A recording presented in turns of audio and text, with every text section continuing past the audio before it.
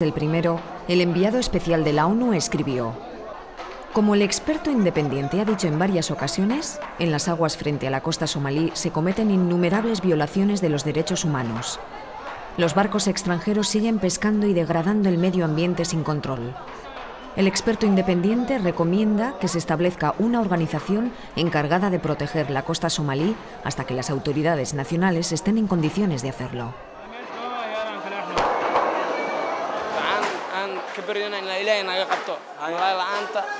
bishii umada waa ku xisaabtana waxeedan bishaan oo dambeeyay malaayga marmarna waxeedan bad xirina la galaa malaayina oo bad xirin ku xisaabtay dabeesh dadna dabeelo ku xisaabtamayaan dadna maraakiibta ee saaranayaan marka dadka badi waxay u badan maraakiibta inay gurubsadaan sidee u aragtaa burcad badeed hadda soo korortay xaaladahan oo maraakiibta la afduubay waxaas maxaa u arkaysaa sidee u aragtaa wallahi arintaas waxaan u aragnaa waxay afduubayaan haday kaluumeystada afduubayaan waxaan u aragnaa inay anaga le noo duneynayaan haday wax kala afduubanayaan dadka dan kale wataan haday maraakiibta oo kaluumeysi oo afduubanayaan naxariistaan ku qabnaa laakiin wax kale haday afduubanayaan naxariis kuma qabno.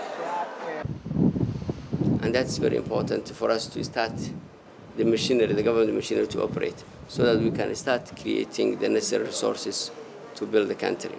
As I said, the issue is not about resources. There are enough resources in this country to facilitate what we are looking. The problem is the government mechanisms are not operating, and the violence and the lawlessness and the conflict is undermining that.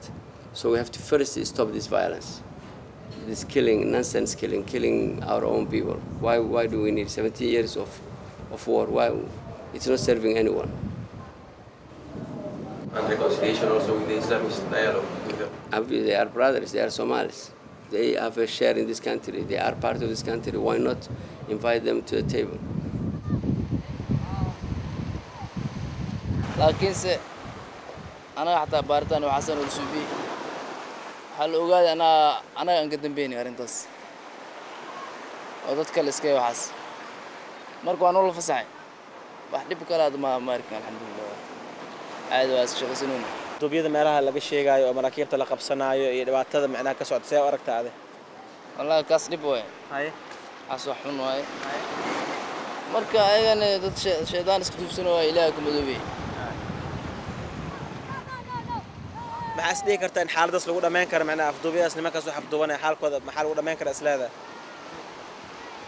والله كاس أنا وعمك شيء كري كلية تذكي أو دواء عضوضة أو كل واحد جرا وحكي شيء كري أنا وابك الليرنابي السارك الماء دواء عضوضة حال ضوضة مكوران لكن سو مو فينا نولش مو فينا مو ونكسر. Esta noche, un buque estadounidense ha lanzado 2 misiles tierra adentro a 500 kilómetros de Mogadiscio, matando al supuesto líder de las milicias de Al-Shabaab y a quienes le acompañaban. Al-Qaeda ha ordenado asesinar a los infieles que hay en la ciudad. Hoy abandonamos Somalia con la convicción de que los responsables de la devastación de este país no conocen el nafsi. La vieja tradición somalí nos recuerda que mañana las víctimas podemos ser nosotros.